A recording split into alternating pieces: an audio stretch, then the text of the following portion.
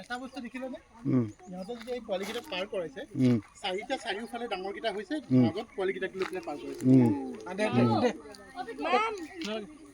নানু যা যা তুমি পেনটো লৈ যোৱা ঠাণ্ডা ইয়াতে কৰা এটা হাঁহ বুলি কৈ দে না তুমি আৰু যাব নোৱাৰা হৈ গ'ল হৈ গৈছে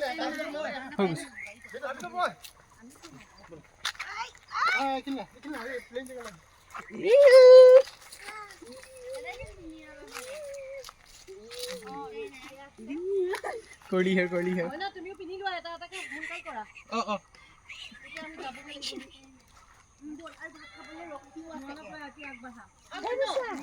না কাপোৰটো চেঞ্জ কৰি লওঁ দিয়া গাড়ী গাড়ীত